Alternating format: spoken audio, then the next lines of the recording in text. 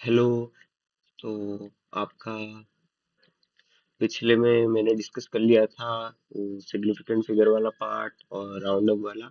और उसमें मैंने तुम्हें बताया था कि एक्यूरेसी और प्रिसीजन के बारे में और एरर क्यों होती है उसके बारे में। तो आज हम एरर एनालिसिस का ही पूरा पार्ट डिस्कस करेंगे और दो इंस्ट्रूमेंट से हम मेजर करना सीखेंगे, स्क्रू गॉज और वर्नियर कैलिपर, जो कि तुम्हारे प्रैक्टिकल में भी यूज होता है, इन फ्यूचर भी यूज होगा। सो तो अब हम एरर को कैलकुलेट कैसे करते हैं। तो पहला होता है, मैंने बताया था कि एक रियल वैल्यू होता है और एक हम मेजर करते हैं वो वाला वैल्यू। सपोज रियल वैल्यू है 10 और तुमने मेजर किया है 5। तो एरर को हम ऐसे लिख सकते हैं, जितना भी तुम्हारा मेजर्ड वैल्यू रियल वैल्यू से कम है उसको हम एरर बोलते हैं। तो एरर को हम लिख सकते हैं real value minus measured value. तो इधर तुम्हारा रियल वैल्यू है 10 और मेजर्ड वैल्यू है 5, तो एरर आएगा तुम्हारा 5 यूनिट का। नेक्स्ट, सपोज तुम्हारा रियल वैल्यू है 10 और तुमने मेजर वैल्यू किया तुम्हारा 15। सपोज 10 सेंटीमीटर है रियल वैल्यू और तुमने मेजर किया 15 सेंटीमीटर। तो उसमें एरर कितना आएगा? 10 - 15। तो -5 का -5 यूनिट का एरर होगा।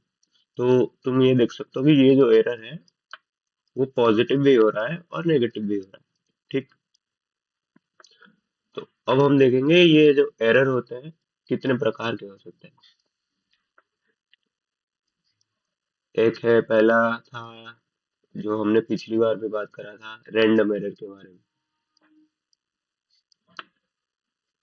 नेक्स्ट है सिस्टमैटिक एरर, जैसे कि इंस्ट्रूमेंट में पहले से ही कुछ एरर है, मतलब जो इंस्ट्रूमेंट तुम्हें दिया गया है उसी में ही खराबी है, तो वो एरर बार बार रिपीट हो जा रहा है तुम्हारे सारे रीडिंग में।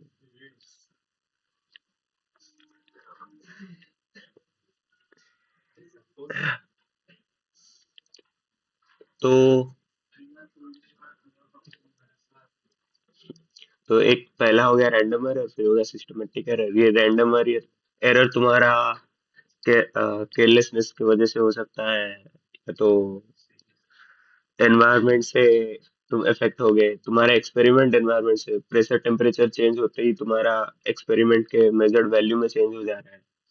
तो इसको हम सिस्टमेटिक एरर में ही डाल भी सकते हैं।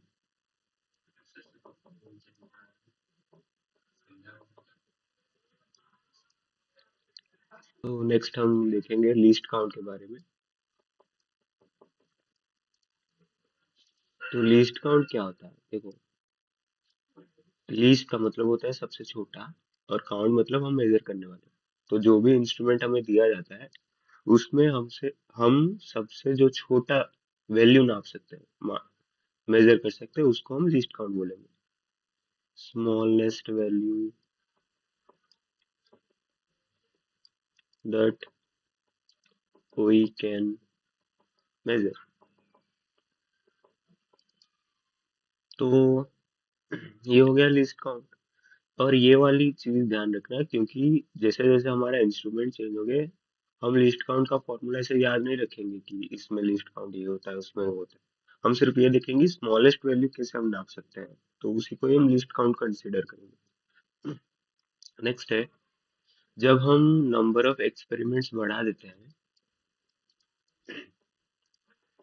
नंबर ऑफ एक्सपेरिमेंट्स हम बढ़ाते हैं, तब रैंडम एरर कम होता है। रैंडम एरर ही क्यों कम होता है, सिस्टमेटिक वाला क्यों कम नहीं होता? सिस्टमेटिक वाला इंस्ट्रूमेंटल एरर अगर हम देखें, जो कि इंस्ट्रूमेंट में पहले से एरर है, तो वो एरर तो सारे रीडिंग में होगा। तो वो सारे रीडिंग में वो ऐड ही होता जाएगा, तो वो एरर तो कभी इफेक्ट ही नहीं करेगा ना उसका, अगर हम मीन निकाले तो। तो अगर हम नंबर ऑफ एक्सपेरिमेंट्स बढ़ाते हैं तो रैंडम एरर घटता है। सपोज क्या था कि 10 था, तो तुमने एक एरर किया पहले तो गया 9 रीडिंग आया, फिर -1 ले लिया, फिर 3 ले लिया, फिर 4 ले लिया, फिर -5 ले लिया। ऐसे तुम्हारे कुछ एरर्स थे। तो देखो, रैंडम एरर में तुम पॉजिटिव एरर भी कर सकते हो, नेगेटिव एरर भी कर सकते हो। तो जैसे जैसे एक्सपेरिमेंट का नंबर बढ़ेगा, ये पॉजिटिव नेगेटिव वाले एरर ऐड होके वो, पहला रीजन ये है कि वो पॉजिटिव नेगेटिव एरर वाले ऐड होके उसको घटा देता है। दूसरा ये है कि मीन जो है,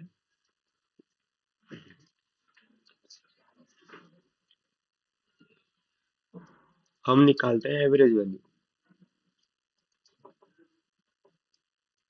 पहली बात, एवरेज वैल्यू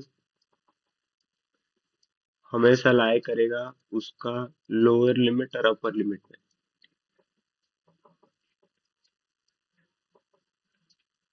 सपोज तुमने लोअर लिमिट और अपर लिमिट को सेम ही ले लिया, 3 और 3, तो एवरेज भी 3 ही हो जाएगा उन दोनों नंबर का। सेकंड है, ये जो एवरेज है, ये अपने बाउंड्री वैल्यूज पे, वैल्यूज से इन्फ्लुएंस हो सकता है। ठीक। तो ये सब, यही तो था, नंबर ऑफ एक्सपेरिमेंट्स हम जब ज्यादा बढ़ाते हैं तो रैंडम एरर घट जाता है। और उसका एक एक्सप्रेशन भी आता है, वो जो है एक्सप्रेशन डायरेक्ट रैंडम एरर जो है, रैंडम एरर 1/√n के डायरेक्टली प्रोपोर्शनल होता है। जैसे जैसे तुम नंबर ऑफ एक्सपेरिमेंट्स बढ़ाओगे, जैसे, और inversely proportional to root N, जैसे जैसे हम नंबर ऑफ एक्सपेरिमेंट्स बढ़ाएंगे रैंडम एरर उतना घटता रहेगा। इसको हम बोलते हैं Gauss law, Gaussian law of high statistics probability बोल सकते हैं, क्योंकि गॉस लॉ एक और आता है बाद में। तो ये क्यों आता है, इसका हम एक डिस्कशन सेपरेटली करेंगे, और इसके रिलेटेड एक क्वेश्चन भी है, वो भी हम देखेंगे। तो नेक्स्ट है absolute error.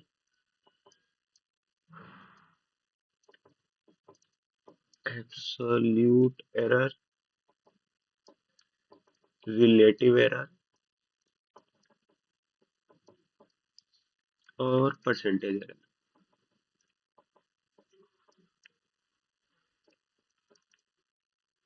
Absolute error, relative error और परसेंटेज एरर। तो पहले हमने, हमारा पहला है एवरेज वैल्यू कैसे निकालते हैं। तो ये तो तुम लोगों ने 10th में पढ़ा होगा। इसको हम डिनोट करते हैं ए बार और ए मीन से। सपोज तुम्हारे पास n रीडिंग है, A1, A2, A3 dot dot dot N. तो हम उसका एवरेज कैसे निकालेंगे, हम करेंगे सारे को ऐड करेंगे, फिर डिवाइडेड बाय जितने नंबर ऑफ ऑब्जर्वेशन है। तो A1 plus A2 plus A3 plus dot dot dot AN divided by n।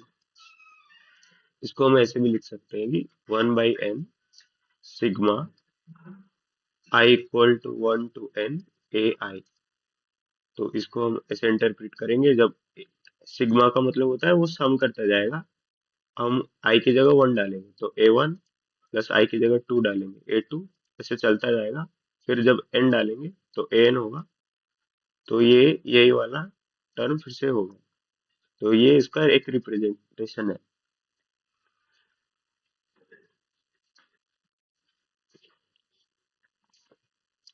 Next है एब्सोल्यूट एरर।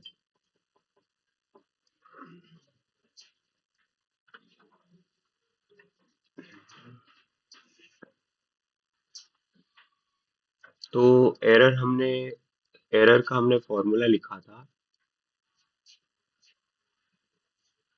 देखो इसमें, real value minus measured value,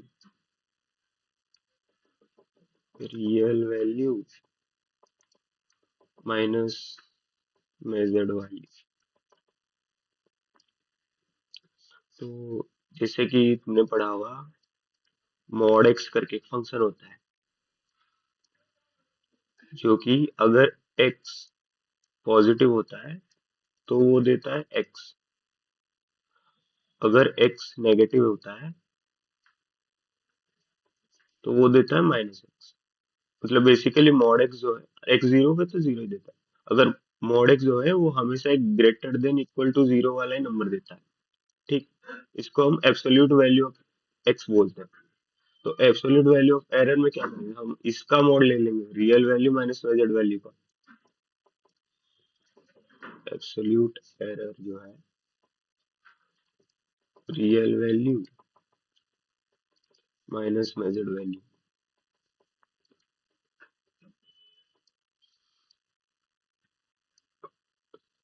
next है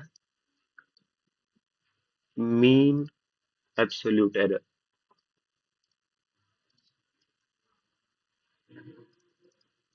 तो अब हम क्या करेंगे, जितने भी एब्सोल्यूट एरर है उन लोगों का मीन निकालेंगे। तो हम एब्सोल्यूट एरर को ऐसे रिप्रेजेंट कर सकते हैं, delta a i equal to A bar minus measured value, तुम्हारा सपोज ए आई है।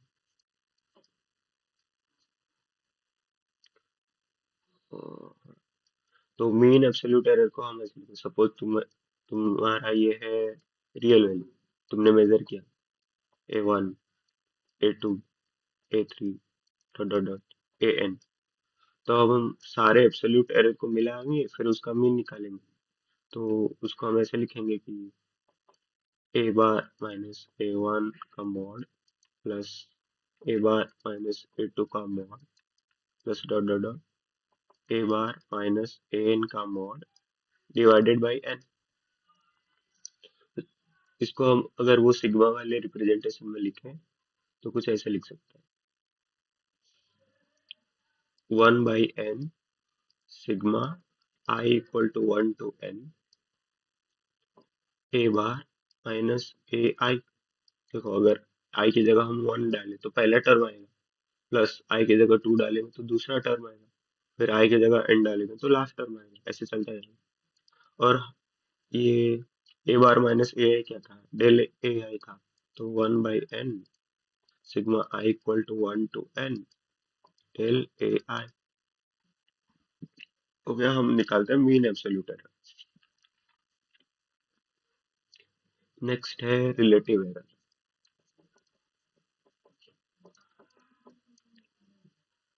और fractional error.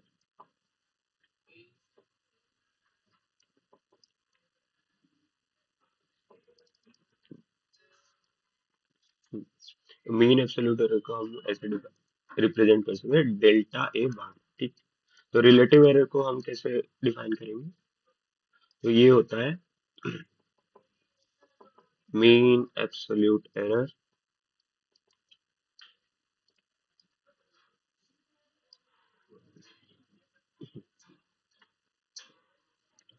Divided by real value.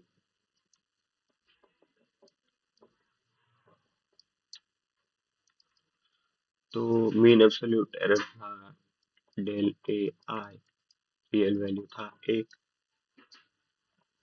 जैसे कि तुमने पढ़ा भी होगा लॉस लॉस और गेन वाले चैप्टर में। सपोज तुमने 100 रुपए का तुम्हारा चीज था, तुमने उसे बेचा 110 रुपया में, तो तुम्हारा गेन हुआ 10 रुपया। तो तुम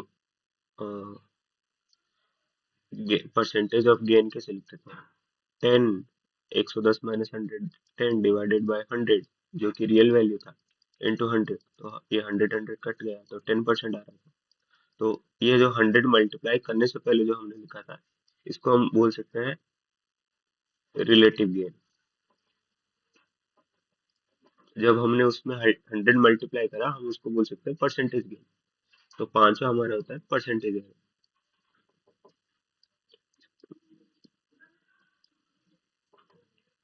परसेंटेज एरर उसमें क्या करते हैं, हम रिलेटिव एरर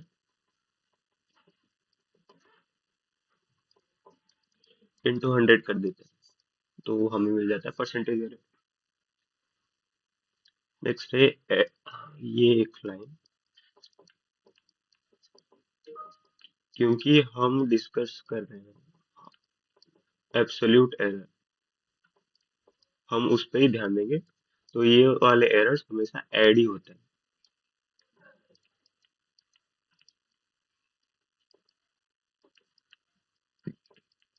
तो सपोज हम उसका प्रोपेगेशन देखेंगे एरर्स का।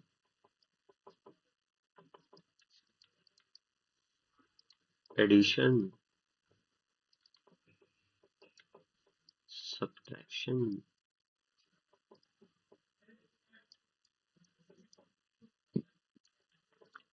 Multiplication, division. Multiplication and division. तो पहला है एडिशन।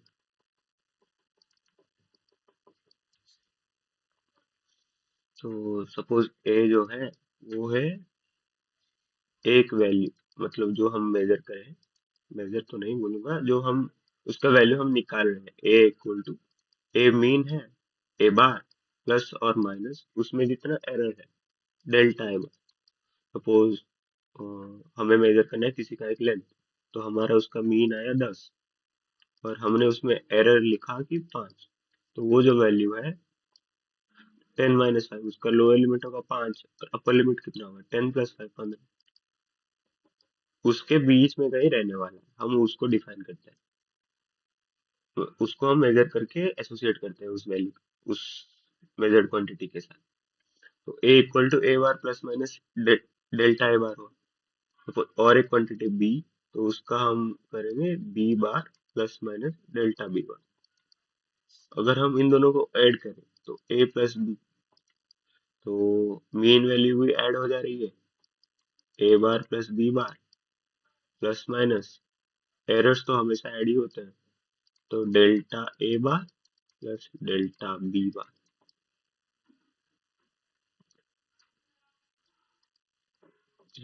अगर हम दूसरा केस देखें, ऑप्शन वाला, तो ए है हमारा a bar plus minus delta A bar और बी है B bar plus minus delta B bar. अगर हम इन दोनों को माइनस करें, ए माइनस बी, तो मीन वैल्यू तो सपोज तुमने कुछ भी एरर नहीं किया, 0 0 है तुम्हारा, तो A equal to A bar हो गया, b equal to b bar हो गया, और तो तुम उन दोनों को माइनस कर रहे हो तो मीन तो direct as it is minus हो जा रही है। लेकिन ये जो एरर्स है ये हमेशा ऐड ही होते हैं, तो इधर ये रहेगा प्लस माइनस डेल्टा ए bar plus delta B bar. Next, इससे पहले कि हम मल्टीप्लिकेशन डिवीजन सीखे, हमें एक फंक्शन के बारे में जानना है, जो है लॉगरिदमिक फंक्शन।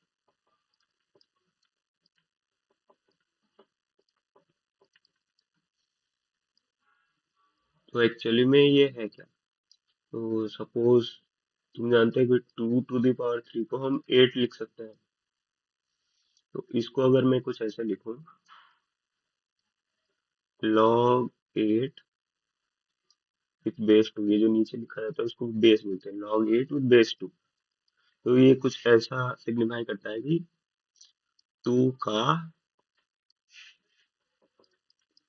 कौन सा पावर का वैल्यू 8 होगा। तो 2 के कौन सा पावर का वैल्यू 8 होता है, 2 का पावर जब 3 होता है तभी 8 होता है। तो ऐसे log 8 विथ बेस 2 का वैल्यू आता है 3। तो ये जो log फंक्शन है, log b, suppose log b with base a equal to x, ये जो a है ये एक पॉजिटिव ग्रेटर देन 0 होता है और a equal to not equal to 1 होता है। क्यों नॉट इक्वल टू 1 होता है, सपोज log तुम लिखे कि 10, क्योंकि 1 का जो भी तुम पावर लोगे तो वो हमेशा 1 ही आएगा। तो ऐसे तुम b में अगर 1 ही लिखोगे तो तुम x को कुछ भी वैल्यू दे सकते हो, और b को कुछ और लिख दिया तो x तो कुछ आएगा भी नहीं। तो हम उसको ऐसे लिखते हैं log b with base a equal to x। तो इसका ये मीनिंग होता है a to the power x equal to b। तुम उल्टा सोच सकते हो, A to the power X equal to B है तो log B with base equal to X होगा। ए का कौन सा पावर बी होता है? तो सपोज एक नंबर है, उस उससे पहले एक और एक फंक्शन के बारे में, inverse function and exponential function.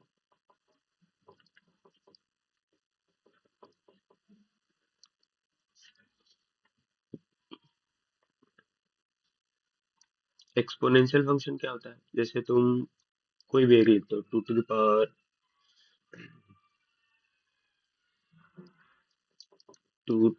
तुम थ्री लिखते हो, two to the power four ऐसे लिखते हो। हम एक अलग सा एक नंबर लेते हैं, उस वो है E to the power X. ये जो ई है इसका वैल्यू होता है 2.71 समथिंग, एक रियल नंबर। जैसे पाई के बारे में तुम जानते होगे, 3.141 इस वैसे ही एक नंबर है ई। वो ये मैथ का पार्ट है, मतलब क्यों आता है ई, कहाँ से आता है, वो हम ज्यादा डिस्कस नहीं करने वाले। तो E to the power x होता है, इसको हम एक्सपोनेंशियल फंक्शन बोलते हैं।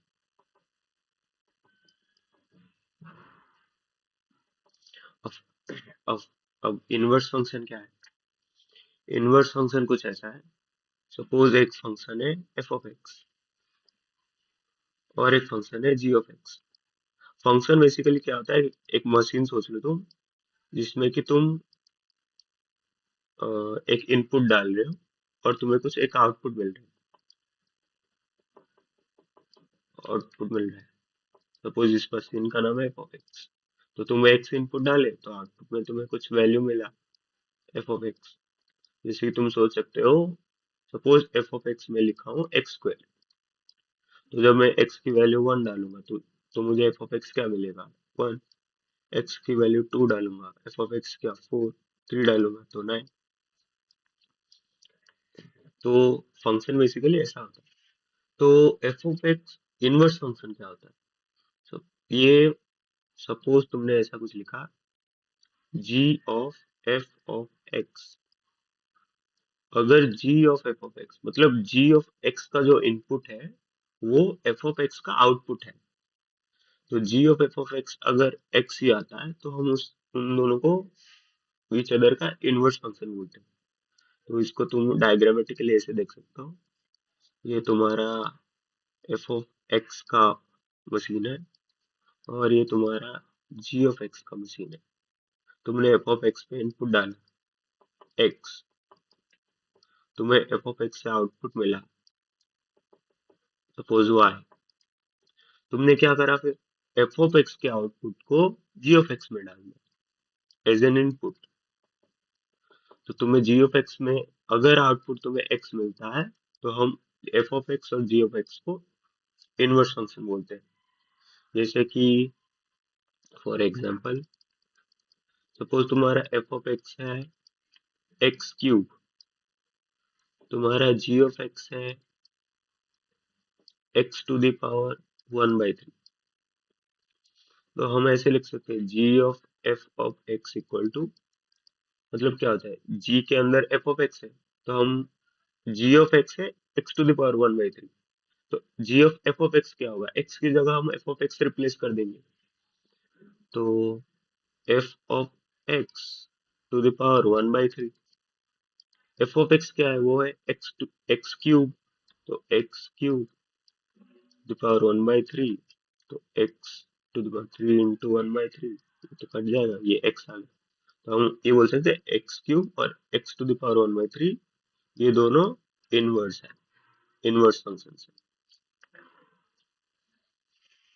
तो ये जो एक्सपोनेंशियल फंक्शन है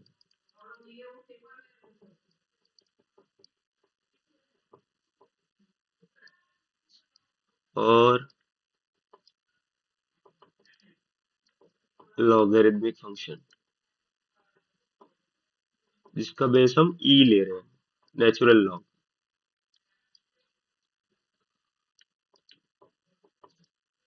log suppose B with base E natural log, हम उसको ऐसे भी लिख सकते हैं कि L N B, log with base E को हम एल एन लिख सकते हैं। तो एल एन बी और एक्सपोनेंशियल फंक्शन है E to the power X, ये दोनों भी इनवर्स फंक्शन है। दैट मीन्स अगर हम E to the power L N B करें, तो तुम कुछ ऐसे सोच सकते हो कि हमारा जो पहला फंक्शन है वो है एल एन बी, दूसरा फंक्शन है हमारा ई टू द पावर एक्स वाला। तो हम एल एन एक्स के फंक्शन में हमने बी इनपुट डाला, तो कुछ हमारा वैल्यू आएगा वो एल एन बी। अब हम उस आउटपुट को ई टू द पावर एक्स में इनपुट डाल रहे हैं, तो वो क्या दे रहा है, क्योंकि इनवर्स फंक्शन है तो जो हमने इनपुट डाला था वही वो एज एन आउटपुट दे देगा, तो वो बी आ जाएगा। तो सपोज कहीं पे हम, तो ये वाला, ये उल्टा भी हम याद रख सकते हैं, कहीं पर ऐसे एक एक नंबर लिखा हुआ है बी, तो हम उसको ऐसे लिख सकते हैं E to the power L N B. ठीक। तो अब ये देखो, ये है पहला ए इंटू बी, तो इसको मैं लिख सकता हूँ एक ही जगह के, एक ही जगह पे लिख सकता हूँ ई एल एन ए, तो ये बन जाएगा ए इंटू बी की जगह पे क्या लिख सकता हूँ E with power L N B. अब तुमने ये पावर में ये पढ़ा हुआ A to the power X into A to the power Y, जब बेस सेम हो तो पावर ऐड हो जाता है, A to the power X plus Y. इधर भी वही कंडीशन लागू होती है कि वो जो ए है वो, जैसे कि वो लॉग वाले कंडीशन लागू होती है। तो e to the power L N a dot e to the power L N B, तो इधर भी बेस सेम है जो कि e है, तो ये क्या बन जाएगा, पावर ऐड हो जाएंगे, तो e to the power L N a plus l N B. अब मैं क्या कर रहा हूँ, दोनों साइड में एल एन फंक्शन इम्पोज कर रहा हूँ, तो L N a b equal to l n e to the power L N a plus l N b. क्योंकि देखो एल एन और ई इनवर्स फंक्शन है, तो हम पहले तो ई में कुछ इनपुट डालें, suppose l N a plus l N b, फिर हम उसका फिर से एल एन ले रहे हैं, लॉग ले रहे हैं, तो ये क्या बन जाएगा, l N a plus l N B. तो ये प्रूव हो गया l N a b equal to l N a plus l N B. तो ये जो है हम सारे बेसिस के लिए भी प्रूव कर सकते हैं, जैसे कि सपोज है log two with a b, तो ये बन जाएगा log two a, sorry log a with base two plus log B with base to.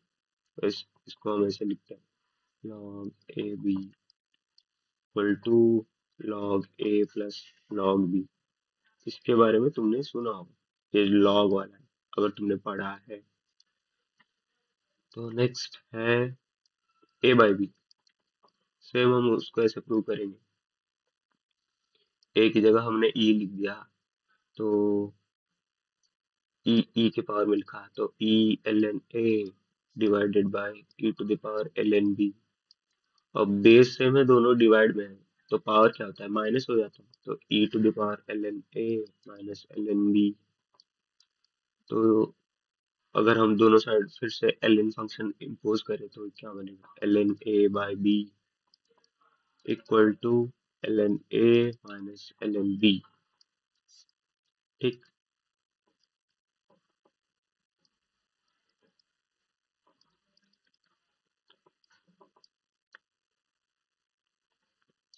Next है सपोज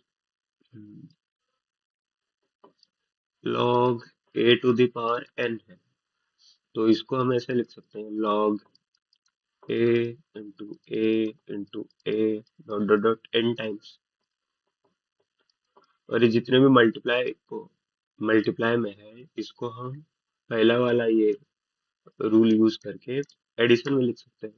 तो कैसे लिखेंगे, log a plus log a plus log a dot dot dot n times, क्योंकि सारे सेम ही number n times add हो रहे हैं, तो ये क्या बन जाएगा, एन लॉग ए बन जाएगा। ठीक। तो तुम ऐसे कुछ सोच सकते हो कि log a to the power n जो होता है, ये जो पावर है वो आगे जंप मान लेता है, एन लॉग ए बन जाता है। तो अब हम अ, और कुछ चीजें इसके लिए हम बाद में जब हम डिफरेंशिएशन सीखेंगे उसमें इसका प्रूफ पता चलेगा। अभी मैं सिर्फ ये दिखाता हूँ। जब हम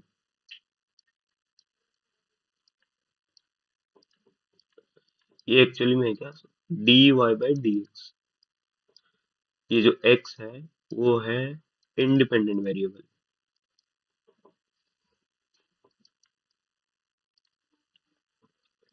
और y है हमारा डिपेंडेंट वेरिएबल।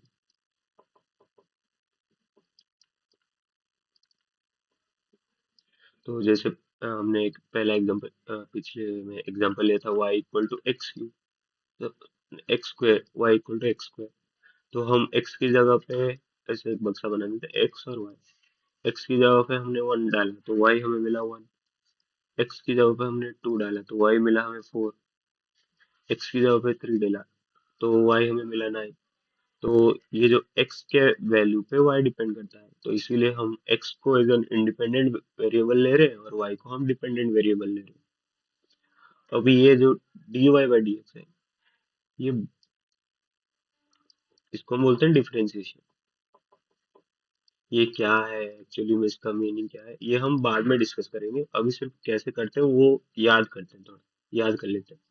तो d to the power sorry d of x to the power n divided by dx, इसको हम ऐसे लिखते हैं कि ये जो n है ये आगे आता है और x to the power n minus one power घट जाता है एक।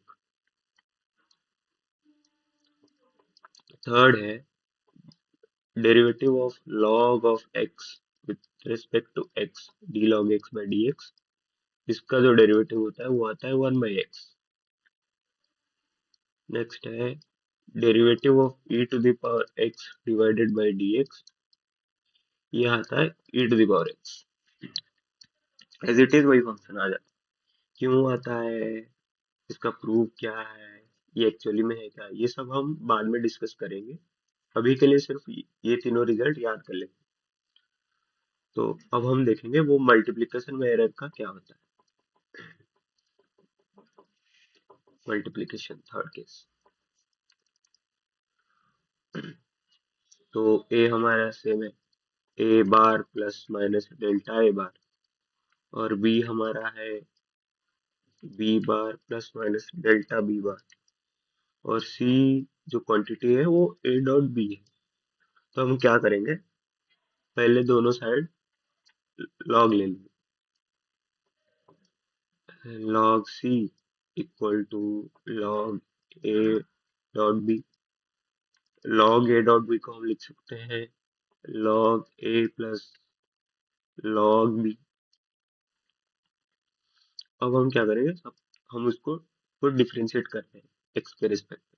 तो ये क्या बनेगा, log x with respect to d x बन जाता है 1/x।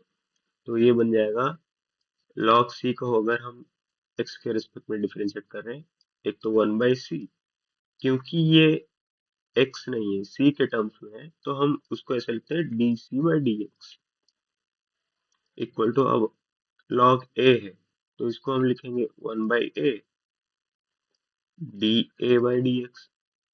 लॉग बी है और हम इसको डिफरेंशिएट कर रहे हैं, इसको हम लिखेंगे 1/b d b by d x. तो इसको हम ऐसे लिखते हैं 1/c d C by C equal to D A by a plus d b by b. तो ये जो डी सी है ये एक्चुअली में बहुत छोटा चेंज होता है, d b d a d c बहुत छोटे चेंज को वो डिनोट करता है। ठीक। तो इसको तुम ऐसे देख सकते हो, ये जो छोटा चेंज है, अगर तो हम मेजरमेंट के बारे में देखें तो ये जो डीसी है ये डीसी बाई सी ये सॉर्ट ऑफ रिलेटिव एरर को दिखा रहा है सी में। डी ए बाई ए है क्योंकि हम ऊपर में चेंज लिखते थे नीचे में रियल वैल्यू लिखते थे, तो डी ए बाई ए है ये रिलेटिव एरर इन ए, और डी बी बाई बी है ये रिलेटिव एरर इन बी होता है।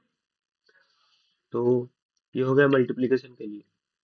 फिर हो गया अगर हम उसको एक सिग्निफिकेंट चेंज के लिए लिखें, वैसे लिख सकते del C by C equal to del a by a plus del b by b. अगर हम डिवीजन के लिए देखें,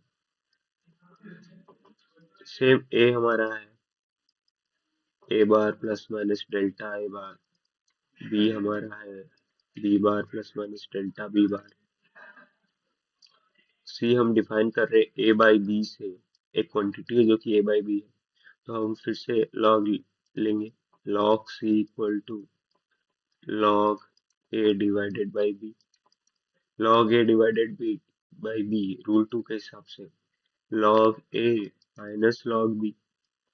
अब हम इसको डिफरेंशिएट करेंगे तो क्या आ जाएगा, d C by C equal to D A by a minus d b by B.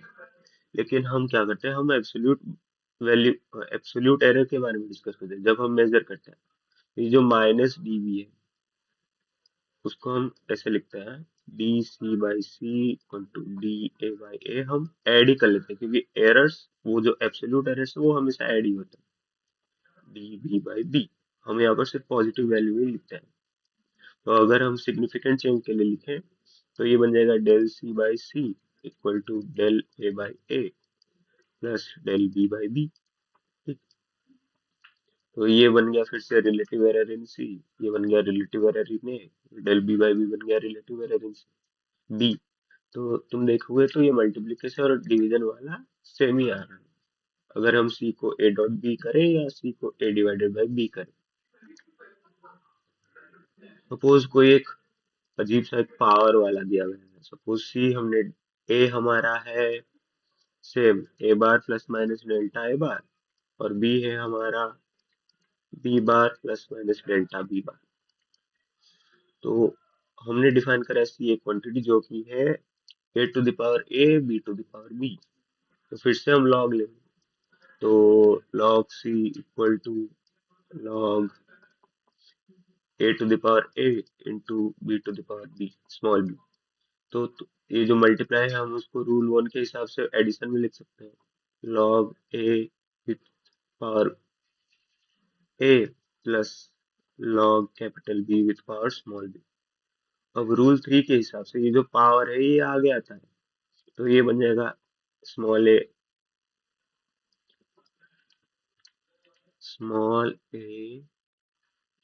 log a plus small b log b। ठीक, फिर हम डिफरेंशिएट करेंगे इसको, तो ये फिर से क्या बन जाएगा, d C by C equal to a d A by a plus small b d b by b. अगर हम सिग्निफिकेंट चेंज के लिए लिखें तो ये बन जाएगा delta c by C equal to a delta A by a plus b delta B by b. Delta c by C equal to a delta A by a plus b delta B by b. तो ये फिर से ये सी बन गया, ये सी का relative error बन गया, ये ए का रिलेटिव एरर बन गया, ये बी का रिलेटिव एरर बन गया। तुम देख सकते हो ये जो ए है, ए और बी, ये पहले पावर में थे, जब हम एरर में लिखे तो ये डायरेक्ट ऐसे आगे आ गए, क्योंकि हम लॉग इम्पोज कर रहे हैं तो वो पावर आगे आ जा रहा है, वो जो relative error times to the power बन जाता है। ठीक, तो सपोज कुछ ऐसा है कि C equal to A to the power B हो गया, A to the power A B to the power small B divided by D to the power small D, ऐसा कुछ है। तो फिर उसमें क्या करोगे, एक्सप्रेशन कुछ ऐसा बन जाएगा del C by C equal to, A के लिए हम पहले लिखेंगे तो ये क्या बने, A delta A by A, B का कैपिटल बी का पावर क्या है स्मॉल बी, तो ये बन जाएगा small B delta B by B. D का पावर क्या है माइनस डी, लेकिन हम बात करते हैं एब्सोल्यूट एरर के बारे में तो वो हमेशा ऐड ही होता है, तो ये क्या बनेगा प्लस ये small D into delta D by D, D में रिलेटिव है, तो एक्सप्रेशन कुछ ऐसा बनता है। तो ये था हमारा एरर का प्रोपागेशन के बारे में। हाँ, एक बात ये ध्यान रखनी है कि देखो, हम जब डिफरेंशिएट करते हैं वो जो है d c d a d b ये सब स्मॉल चेंज को डिनोट करता है। हम मैं बोलता हूँ कि जब ये सिग्निफिकेंट होता है तो हम ऐसे डिनोट करते हैं कि del C by c, del a by b. लेकिन क्योंकि ये डिफरेंशिएट करने के बाद आते हैं, जो कि स्मॉल चेंज पे डिपेंड करता है, ये हमेशा वैलिड नहीं होता। जब एरर लेस देन 5% होता है तभी ये वैलिड करता है। अगर नहीं होता है तो हमें एज यूजुअल मेथड से जाना पड़ेगा कि जब ये इतना चेंज होगा तो हम उस हिसाब से वो उसमें कितना चेंज होगा, फिर हम उन दोनों को माइनस करेंगे, फिर डिवाइड करेंगे उस हिसाब से। तो ये था हमारा एरर का प्रोपेगेशन के बारे में। नेक्स्ट है हमारा वो दो इंस्ट्रूमेंट, एक है स्क्रू वॉच। पहले हम देखेंगे स्क्रू वॉच के बारे में, उसके बाद vernier caliper. Screw screw watch, इसको हम बोलते हैं micrometer.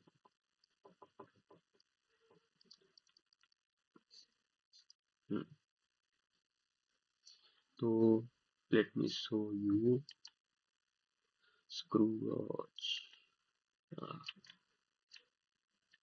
I hope you can see. तो ये है, दिखता कुछ ऐसा है स्क्रू वॉच। जूम कर सकता तो अच्छा था, मैं ड्रॉ भी कर सकता हूँ। इंस्ट्रूमेंट इंस्ट्रूमेंट जो है वो कुछ ऐसा दिखता है। ये है एक यू शेप का।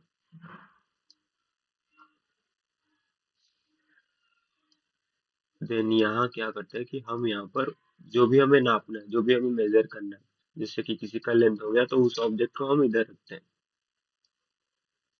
नेक्स्ट कुछ ऐसा है, इधर तुम देखोगे कि ऐसे कुछ एक स्केल टाइप का है। फिर इधर भी कुछ तुम देखोगे कि ऐसे एक स्केल टाइप का है। और ये जो है कि सिलिंड्रिकल शेप में है, जो इसके ऊपर ये वाला स्केल फिट किया गया है। और ये वाला जो स्केल है, ये ऐसे as it is normal scale की तरह रखा गया है। इसको हम बोलते हैं मेन स्केल। और ये जो सिलेंडर टाइप के ऊपर जो स्केल बना है, उसको हम बोलते हैं सर्कुलर स्केल। Circular scale. अब क्या होता है, जो ये जो मेन स्केल है, अब हम इसमें कुछ ऐसे रखते हैं, सपोज जिसका हमें लेंथ नापना है। फिर हमने उसे टाइट किया। फिर टाइट करने के बाद हमने इस स्केल से हमने रीडिंग ली। तो उस रीडिंग से हमें पता चलता है कि इसका लेंथ क्या है एक्चुअली। तो वो रीडिंग कैसे लेते हैं? अब ये है हमारा मेन स्केल। जैसे तुमने अपना वो जो है स्केल देखा होगा, वो 15 सेंटीमीटर वाला। उसमें क्या होता है, यहाँ पर एक जीरो होता है, फिर वहां पर एक सेंटीमीटर होता है, फिर 2 सेंटीमीटर ऐसे चलता है। फिर 0 और 1 सेंटीमीटर के बीच 0.5 सेंटीमीटर वाला होता है। फिर उन दोनों के बीच ऐसे बहुत लाइन होते हैं। तो ये जो मेन स्केल का सबसे छोटा रीडिंग जो है, ये क्या है तुम्हारा 15 सेंटीमीटर स्केल का। अगर तुम देखोगे तो उसमें लिखा होगा कि 1 mm का है। मतलब जो 1 सेंटीमीटर है, उसको अगर हम 10 डिवीजन करें, जो एक डिवीजन है वो उसका सबसे छोटा डिवीजन है। उसको हम लिखते हैं पिच। पिच जो होता है 1 यूनिट ऑन मेन स्केल।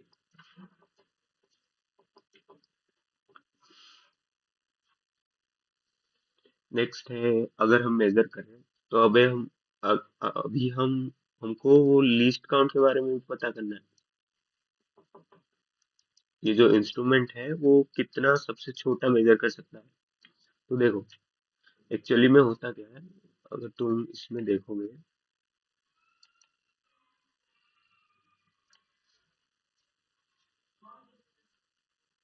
हम्म, इसको मैंने यहाँ पर रखा, फिर मैंने इसको घुमाया।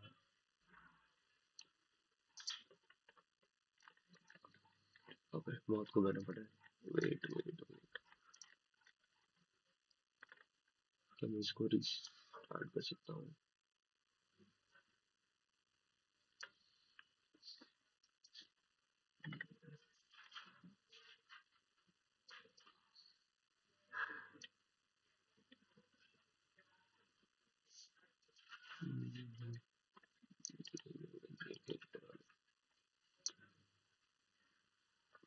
हम्म,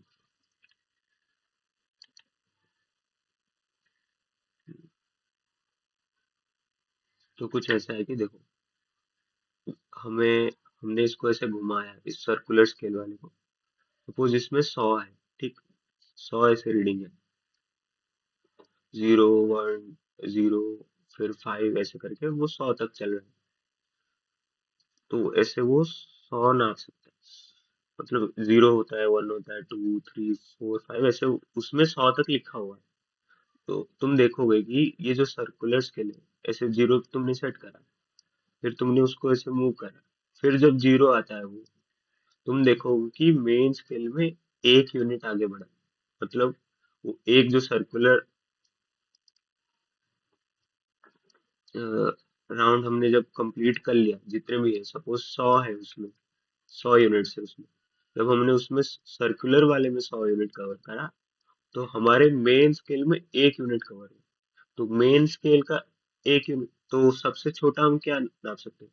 जब हम उस सर्कुलर वाले में हम 1 यूनिट जाए, मेन स्केल में जितना रीडिंग हो, मेन स्केल में जितना यूनिट वो आगे गया हो, उतना हम नाप सकते हैं, वो है लीस्ट काउंट।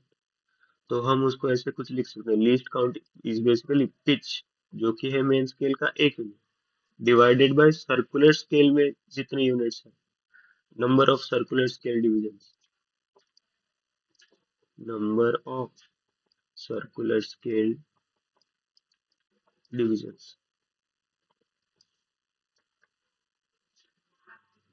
हो गया। तो अब हमें रीडिंग कैसे लिखेंगे? रीडिंग को हम ऐसे लिखेंगे, रीडिंग। तो सपोज कुछ ऐसा है, ये तुम्हारा है मेन स्केल,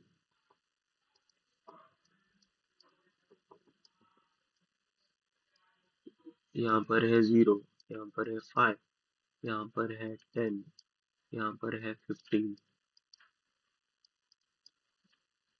फिर यहाँ पर है तुम्हारा सर्कुलर वाला, सपोज इधर कुछ लिखा हुआ है 20, इधर 25, इधर 30, नीचे है 15, फिर है 10, ऐसा कुछ। तो तुम अगर देखोगे, देखेगो देख देखोगे, तो ये जो मेन स्केल है, ठीक है, इसमें दिखा रहा है 0 5 10 15। तो तुम इतना श्योर हो कि 15 के आगे के बाद तो कुछ ये चला है, जो कि जो हम अगर यहाँ रखे कुछ नापने के लिए, ये 15 के आगे बाद कुछ चला है, तो इतना श्योर हो कि ये 15 प्लस समथिंग कुछ तो एक रीडिंग है। तो ये जो 15 है, इसको हम बोलते हैं MSR। मेन स्केल में हमें जितना रीडिंग देख रहा है, उसमें कुछ तो वो ऐड हो रहा है। तो वो जो कुछ ऐड हो रहा है वो क्या है? तुम अगर देखोगे, ये जो एक लाइन है, बेस लाइन, और ये एक लाइन है सर्कुलर वाला, जो भी लाइन इस बेस लाइन से कोइंसाइड करता है, इधर कोइंसाइड कर रहा है 20। इसका मतलब क्या हुआ? 0 था, फिर 1 आया, फिर 2 आया, ऐसे करके वो 20 आया। मतलब सर्कुलर में 20 यूनिट ही कवर हुआ है, ठीक। तो सर्कुलर में 20 यूनिट कवर करना मतलब क्या होता है? लीस्ट काउंट जितना है उसमें 20 मल्टीप्लाई कर दो, क्योंकि लीस्ट काउंट सबसे छोटा है, जो कि सर्कुलर में 1 यूनिट जब वो रोटेट करता है तभी वो मेजर होता है। अब सर्कुलर में 20 यूनिट रोटेट हुए हैं, तो वो क्या होगा? लीस्ट काउंट इनटू जितने वो नंबर ऑफ बार रोटेट हुआ है, तो ये बन जाएगा लीस्ट काउंट इनटू 20। इसको हम ऐसे लिख सकते हैं, MSR plus LC into VSR। VSR तो नहीं, CSR लिखते हैं, circular scale reading. Circular scale में जितना भी ये बेस लाइन से मैच करता है, उतना into least count plus MSR, तो ये बन जाएगा हमारा रीडिंग। अब बात करते हैं, इसमें अगर इंस्ट्रूमेंटल एरर हो, सपोज तुम्हें जो दिया गया है वो इंस्ट्रूमेंट में कुछ एरर हो पहले से, तो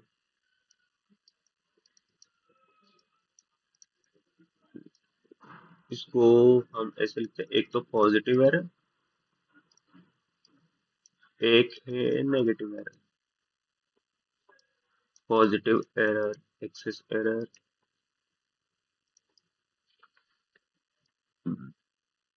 तो पॉजिटिव एरर में क्या होता है? पॉजिटिव एरर का मतलब बेसिकली कुछ ऐसा है कि जब तुम इसको ऐसे पूरा सेट कर लेते हो पहले से, पूरा ऐसे लगा के, मतलब कुछ भी ना रखे। और तुम्हें एमएसआर में कुछ रीडिंग दिखा रही है, मतलब वो पहले से कुछ रीडिंग नाप चुका है। बेसिकली पॉजिटिव एरर का मतलब कुछ ऐसा। तो तुमने देखा कि ये जो जीरो है तुम्हें विजिबल है, ये वाला जीरो एग्जैक्ट वो ऐसे टाइप का नहीं है, कुछ यहाँ पर वो यूनिट क्रॉस कर चुका है, जीरो प्लस समथिंग टाइप का है, जो कि तुम्हें दिख रहा है।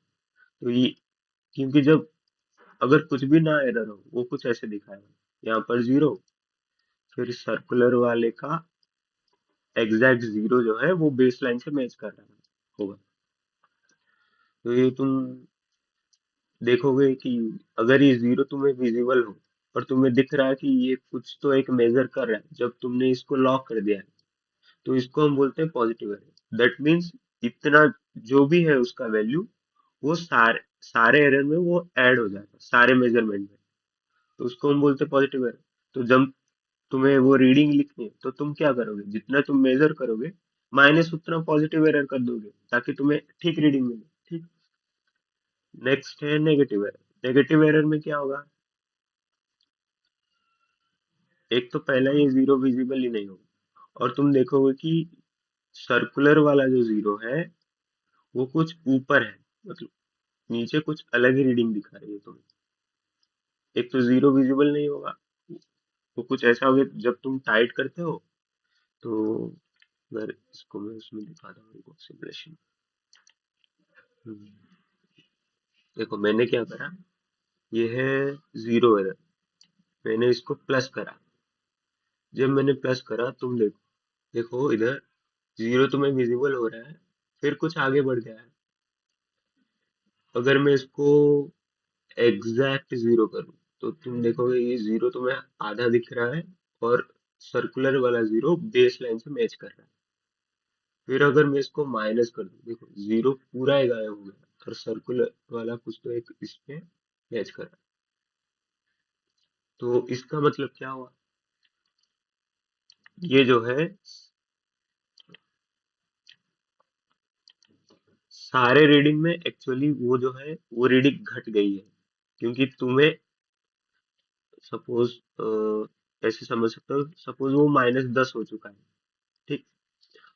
और तुम्हें नापना है 15, एग्जैक्ट जो है तुम्हें 15 नापना है, तो तुम्हें नापना कितना पड़ेगा, पहले तो इसे -10 को तुम्हें कंपनसेट करना पड़ेगा, फिर तुम्हें 15 आगे बढ़ना पड़ेगा, तो 25 तुम कुछ ऐसे कर दो।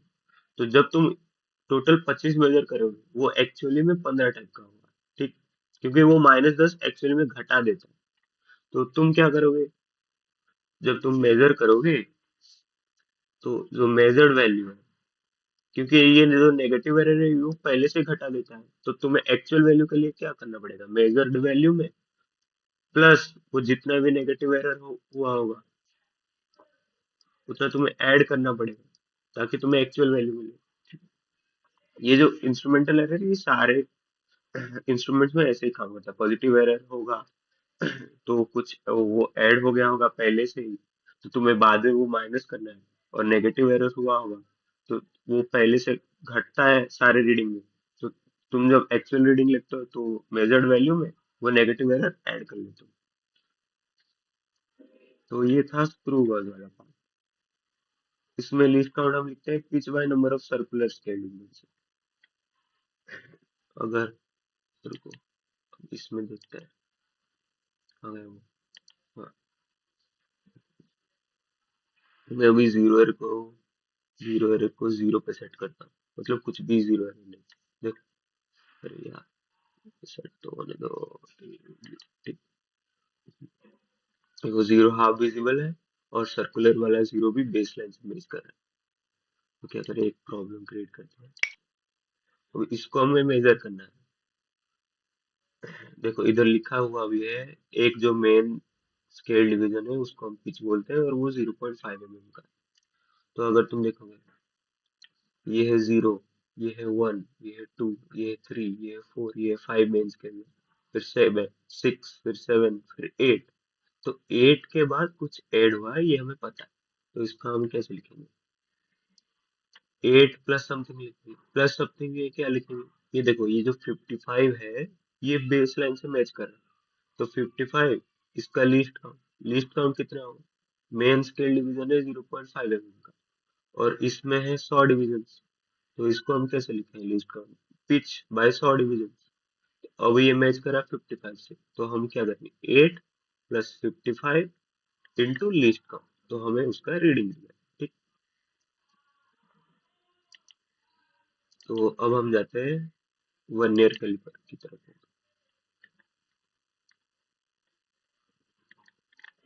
तो ये है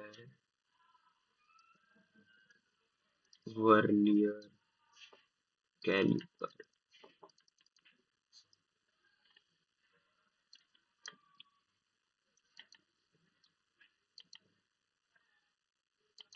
तो देखो, वर्नियर कैलिपर दिखता कुछ ऐसा है। ये है इसका मेन स्केल। ये जो ऊपर वाला स्केल तुम देख रहे हो, इसको हम बोलते हैं वर्नियर स्केल। और ये है उसके दो जॉ, जिसके अंदर हम जो हमें जो भी मेजर करना है उसको हम इसके अंदर रखते हैं, फिर उसको हम नापते हैं। तो इधर सपोज मैंने कुछ रखा, प्रॉब्लम, हमें इसका चाहिए ये बाहर का लेंथ कितना है। तो हमने पहले इसको रखा इधर, फिर इसको मैंने आया लॉक किया, फिर तुम इधर देखोगे रीडिंग। तो इसके बारे में अभी हमें पढ़ना है। तो वर्नियर स्केल का जो था, मैं डायग्राम बनाऊं। ये फिर ये था उसका जॉ टाइप का, इसमें कुछ कुछ रीडिंग थी। इधर था 0, ये था उसका मेन स्केल। फिर और एक था उसके ऊपर जो चलता था, उसको हम, इसमें भी कुछ कुछ रीडिंग थी, इसको हम बोलते हैं वर्नियर स्केल। और इसमें जो कुछ कुछ रीडिंग थी, इसको हम बोलते हैं वीएसआर, वर्नियर स्केल रीडिंग। इसमें भी एक जॉ लगा हुआ था। ठीक। अब अभी अगर हमें इसका लेंथ नापना है, तो इसको हम क्या करेंगे? पहले तो जीरो एरर चेक करेंगे, क्या कुछ होता है कि नहीं। इसका जीरो एरर कैसे पता चलता है, वो भी एक देखें। ठीक। तो अभी हमने इसके अंदर ये सामान रखा, फिर उसको हमने लॉक किया। तो अब हम यहाँ पर स्केल की रीडिंग लेंगे। फिर तो सेम, पिच क्या होता है? इसमें भी पिच होता है। पिच होता है 1 यूनिट ऑन मेन स्केल।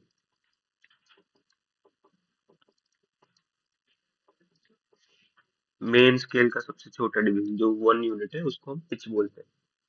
फिर है लीस्ट काउंट, क्या होता है इसमें? तो उस वाले में जाता है। अगर तुम यहाँ ध्यान से देखो, क्या मैं इसको जूम कर सकता हूँ?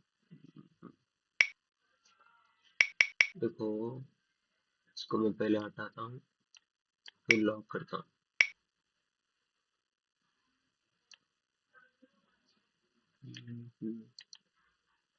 जीरो एरर इसमें है, रुको, जीरो पे सेट करता हूँ। ठीक। और इसको दूर करता हूँ। हाँ, देखो, ये वर्नियर स्केल है, ये है मेन स्केल।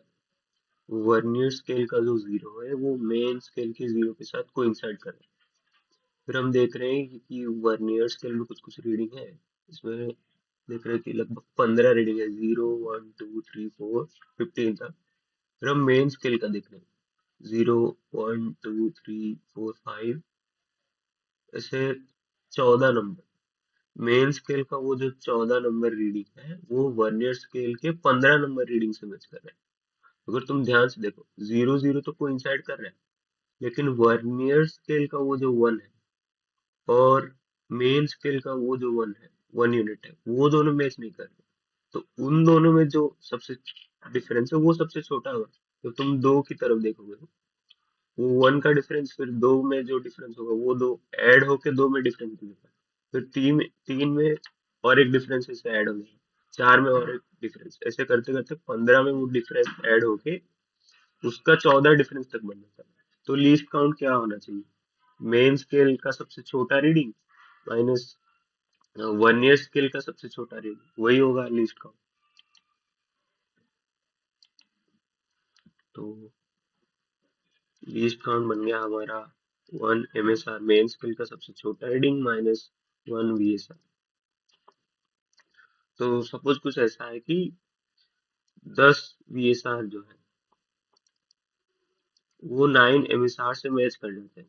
मतलब क्या है कि वर्नियर स्केल के जो 10 रीडिंग है वो MSR के 9 रीडिंग के इक्वल है। तो लिस्ट काउंट क्या है, 1 MSR माइनस 1 VSR। तो हम क्या करेंगे, VSR को MSR में कन्वर्ट कर लेंगे। तो 1 VSR equal to 9 divided by 10 MSR। Least count होता है 1 MSR माइनस 1 VSR। 1 VSR की जगह हम लिख सकते हैं 9/10 MSR। तो 1 MSR माइनस 9/10 MSR। तो ये क्या बन जाएगा, 1 - 9/10 MSR। तो ये हो गया 10 - 9, 1/10 MSR। ठीक। तो ऐसे हम निकाल सकते हैं least count 1 MSR minus 1 VSR तक। तो इसमें हम रीडिंग कैसे लिखेंगे, तो सेम सपोज तुमने कुछ इधर रखा हो और मेन स्केल में तुम्हें कुछ दिख रहा है, तो मेन स्केल के जस्ट बाद जो भी हो, सपोज इधर 15 है और फिर उसके बाद का रीडिंग तुम्हें पता नहीं चल रहा है मेन स्केल में, तो हम उसको ऐसे लिखते हैं 15 प्लस समथिंग। तो उसको हम एज इट इज लिखेंगे MSR प्लस लीस्ट काउंट। और ये जो वर्नियर स्केल है उसका जो भी रीडिंग उससे MSR के साथ मैच करेगा उसको हम लिखते हैं। जैसे कि सर्कुलर वाले में हम लिखते थे कि जो रीडिंग उस बेस लाइन से मैच करे, इधर जो रीडिंग MSR के साथ पहले मैच करेगा हम उसको लिखेंगे। तो MSR plus least count into VS coincidence लिख देता हूँ। और ये तो VS मैचिंग, मतलब वर्नियर स्केल का जो भी रीडिंग MSR का वो से मैच करेगा उसको, उसके साथ हम लीस्ट काउंट मल्टीप्लाई करेंगे फिर MSR से जोड़ देंगे। ये है वो जो बाकी का रीडिंग जो हमें पता नहीं चल रहा था मेन स्केल से। ठीक। तो इसमें अगर हम वो एरर देखेंगे तो कैसे होगा, अगर पॉजिटिव एरर और नेगेटिव एरर देखें। पॉजिटिव एरर इंस्ट्रूमेंट का, फिर नेगेटिव एरर। तो पॉजिटिव एरर क्या होता है, पॉजिटिव एरर कुछ ऐसा होता है कि पहले से ही वो रीडिंग कुछ नाप लेता है। तो ये हो गया MSR का 0 और ये सपोज हो गया VSR का 0। ठीक। मतलब जब तुम टाइट करते हो उसे पूरा लॉक कर देते हो तो क्या होता है, ये 0 0 कोइंसाइड नहीं करते हैं, MSR का 0 और VSR का, मतलब मेन स्केल का 0 और वर्नियर स्केल का 0। तो इधर तुम अगर देखोगे तो ये कुछ रीडिंग वो ऑलरेडी नाप चुका है, मतलब तो ये क्या है, पॉजिटिव एरर में चला गया। तो जब तुम एक्चुअल रीडिंग लिखोगे वो क्या होगा, जो तुम में जो तुम मेजर करोगे माइनस वो पॉजिटिव एरर। ठीक। क्योंकि वो रीडिंग ऑलरेडी मेजर हो चुका है, तो मैं एक्चुअल रीडिंग के लिए मेजर में से माइनस करना पड़ेगा। सेम अगर हम नेगेटिव एरर को देखें, ये हो गया मेन स्केल का 0, ये हो गया वर्नियर स्केल का 0। तो तुम्हें, ये हम लॉक करते टाइम कम सिनेरियो की बात करें, तो अभी अगर हमें ओवरकम करना है, 0 0 को कोइंसाइड करना है, तो क्या करना पड़ेगा, इसमें कुछ ऐड करना पड़ेगा।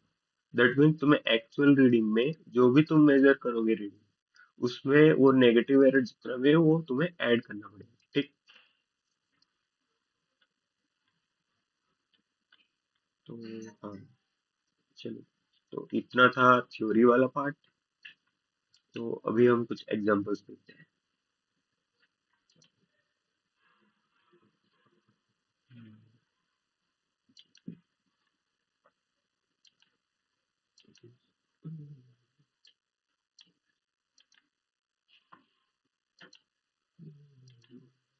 ऐसा नहीं कि सिर्फ वर्नियर स्केल और स्क्रू गॉज भी आ सकता है, कोई भी वो एक इंस्ट्रूमेंट देंगे तो तुम्हें क्या करना पड़ेगा, पहले तो पिच कितना है वो देखना पड़ेगा, फिर उसमें लीस्ट काउंट कितना है वो देखना पड़ेगा, फिर तुम्हें मेन स्केल का रीडिंग प्लस वो लीस्ट काउंट इनटू समथिंग, ऐसे करके तुम्हें एक्चुअल रीडिंग लिखनी पड़ेगी।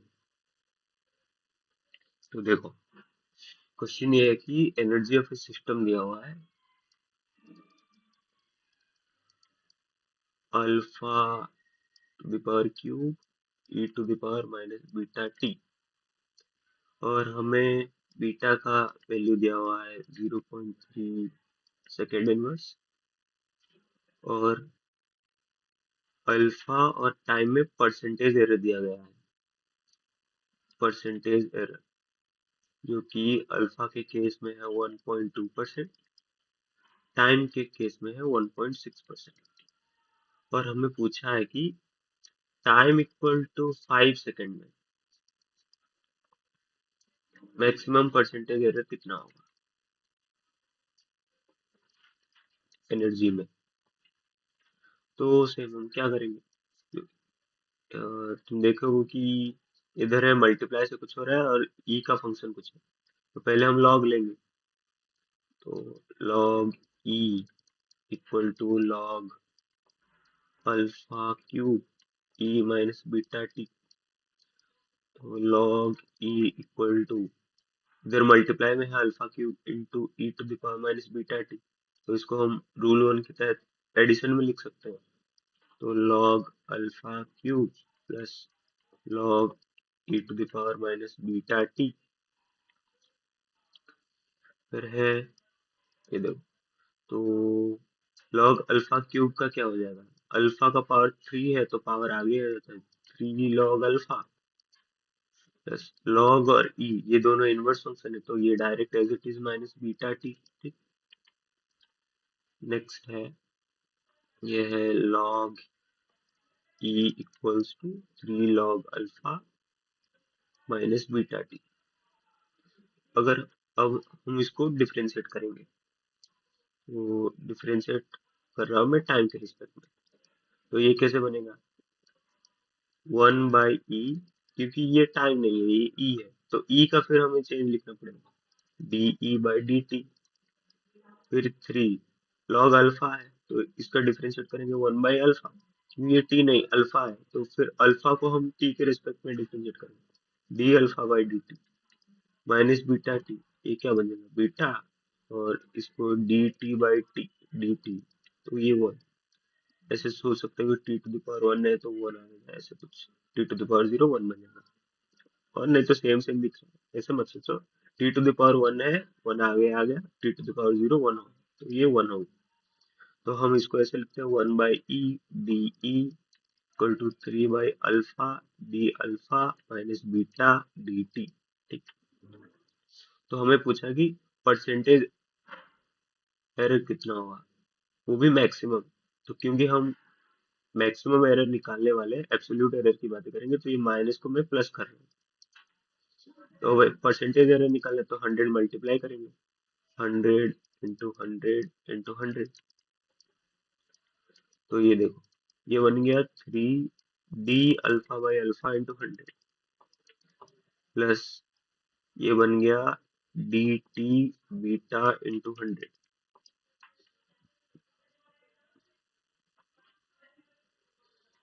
तो d अल्फा/अल्फा इंटू 100 क्या है, ये है परसेंटेज एरर इन अल्फा, लेकिन बीटा dt इंटू 100 क्या है, इसका कुछ पता नहीं, हमें लेकिन पता है t में परसेंटेज एरर कितना है, तो मैं क्या कर रहा हूँ इसमें t में डिवाइड और t में मल्टीप्लाई कर रहा हूँ, तो अभी ये dt/t इंटू 100 क्या बना, ये बना t में परसेंटेज एरर, और d अल्फा/अल्फा इंटू 100 क्या बना, ये बना अल्फा में परसेंटेज एरर, तो ये कुछ ऐसा बना 3, इसको मैं लिखता हूँ percentage error plus beta T into T percentage error,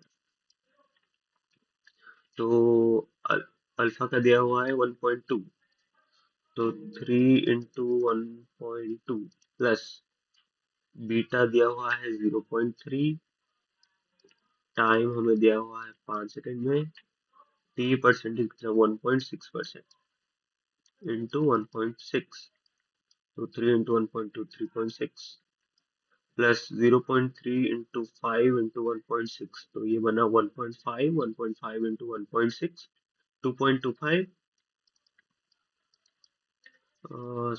1.5 into 1.6 1.5 into 1.5 plus 0.1, तो ये बना कुछ 2.25 plus 0.15 is 2.4, तो 3.6 plus 2.4 ये बना 6%।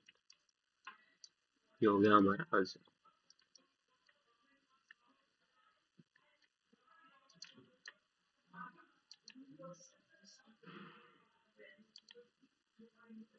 नेक्स्ट क्वेश्चन है वर्नियर कैलिपर का। तो ये कुछ ऐसा दिया हुआ कि vernier caliper when both jaws,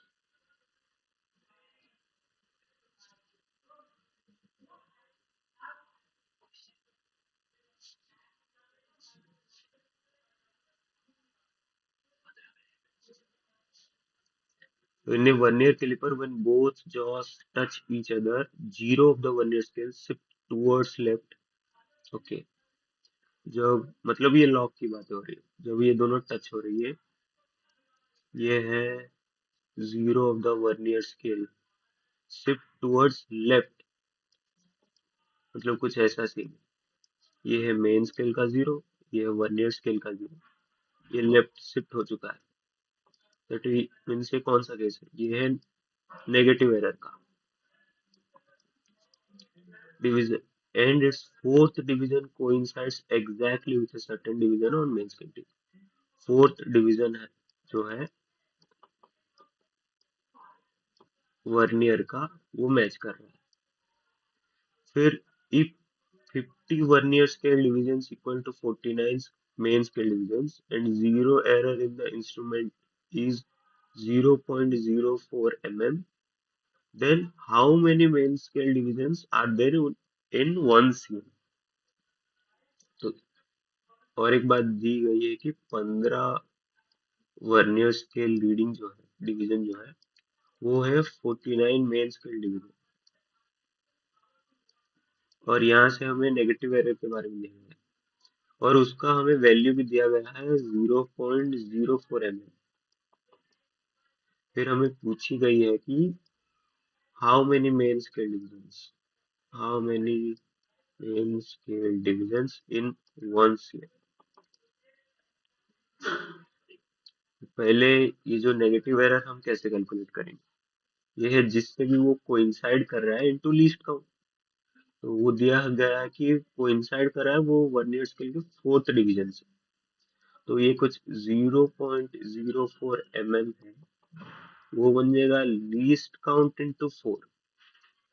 तो लीस्ट काउंट कितना आ गया, वो आ गया 0.04 डिवाइडेड बाय 4 mm, तो ये बन गया 0.01 mm। अब ये है, हम लीस्ट काउंट को कैसे लिखते थे, 1 MSR माइनस 1 VSR। अगर हम VSR को MSR में कन्वर्ट करें तो ये क्या बनता है, ये बनता है 1 VSR इक्वल टू 49/50 MSR। तो ये बनेगा 1 MSR माइनस 1 VSR, तो 1 MSR माइनस 1 VSR को हम लिख सकते हैं 49/50 MSR इक्वल टू 0.01 mm। तो 1 - 49/50 ये कितना था, 1/50 MSR इक्वल टू 0.01 mm। तो MSR कितना हो गया, MSR हो गया 50 इंटू 0.01 mm, तो ये बन गया 50 डिवाइडेड बाय 100, ये बना 0.5 mm। तो जो मेन स्केल का एक रीडिंग है वो है 0.5 mm। हमें बताना है कि 1 सेंटीमीटर में कितने ऐसे डिवीजन है, तो 0.5 mm में है एक मेन स्केल का डिवीजन। फिर हमें पूछा है कि 1 cm में कितने डिवीजन होंगे। 1 cm बेसिकली क्या होता है, 10 mm होता है। तो 10 mm में कितने MSD हो गए, 1 डिवाइडेड बाई 0.5, क्योंकि 0.5 में एक है, तो 1 डिवाइडेड बाई 0.5 इंटू 10, तो ये बना 1/5 into 10 into 10, तो 5 10, 10 5 से कट गया, ये 2 2 into 10 20, 20 ऐसे डिविजन हो गए। मेन स्केल के 20 डिविजन मिला के जाके वो बनेगा 1 centimetre.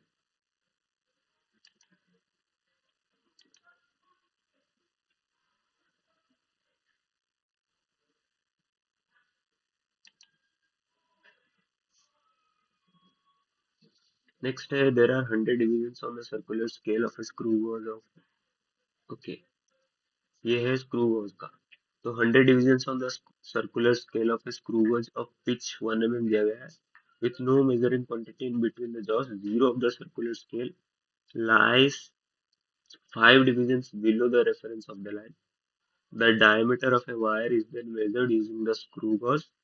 It is found that 4 linear scale divisions are clearly visible, while 60 divisions on circular scale coincide with the reference line. The diameter of the wire is less. तो ये कुछ ऐसा है।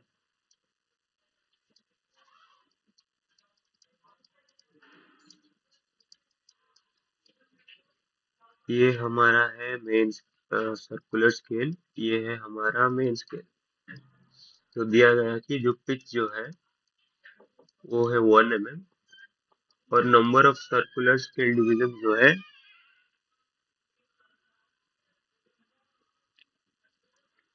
वो हमें दिया गया है 100। ठीक, तो 100 दिया गया है। तो with no measuring quantity in between the jaws, zero of the circular scale lies 5 division below the reference line. मतलब कुछ ऐसा है, हमने लॉक कर दिया पूरा, ये है रेफरेंस लाइन। तो हमें कुछ ऐसा बताया गया है कि अगर जीरो एरर ना होता तो वो क्या होता, इधर का वो एज इट इज इससे मैच कर लेता। अब बोला कि zero of the circular scale lies 5 division below the reference line.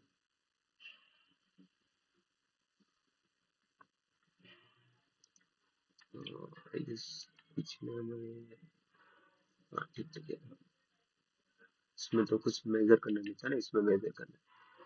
तो बोला है कि जो zero of the circular scale है वो 5 डिविजन बिलो लाई करता है रेफरेंस लाइन। तो कुछ सिनेरियो कुछ ऐसा है कि ये हमारे जीरो है, जीरो ऐसे कुछ दिख रहा है, सर्कुलर का वो जो जीरो है या 5 डिविजन नीचे, मतलब वो जो 5 है सर्कुलर का वो इससे कोइंसाइड कर रहा है। बेसिकली उसका मतलब ये हुआ। तो इसका मतलब क्या हुआ कि जब हम लॉक किए और 5 हमें दिख रहा है और जीरो भी हमें दिख रहा है, 5 डिविजन ऊपर आया है, मतलब क्या हुआ, ये बन गया हमारा पॉजिटिव एरर का केस।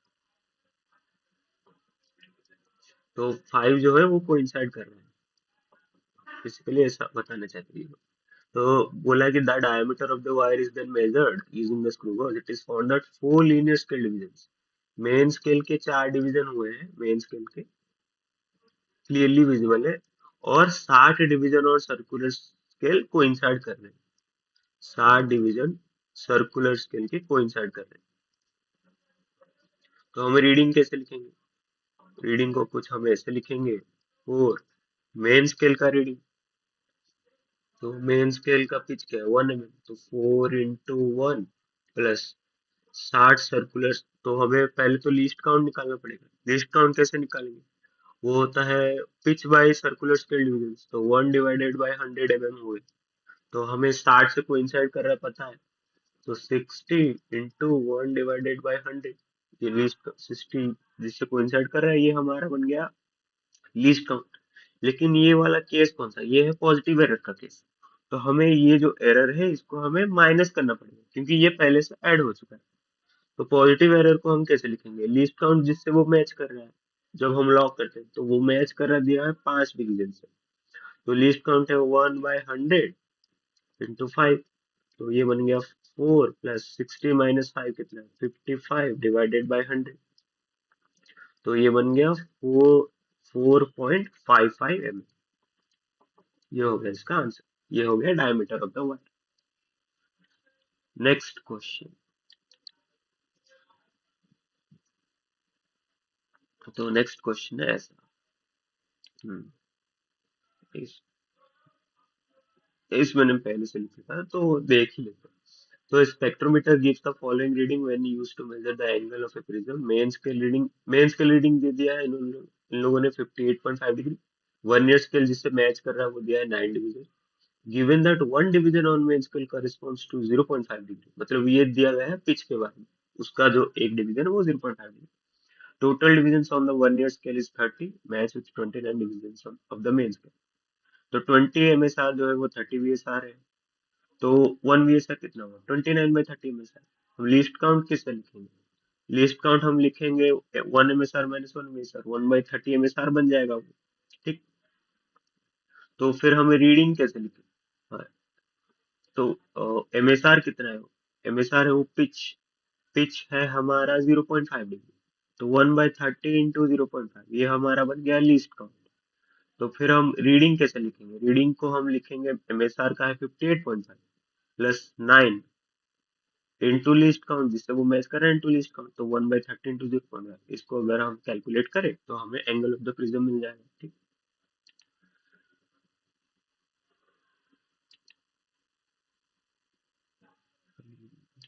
इसमें पिच के बारे में दिया गया था ना।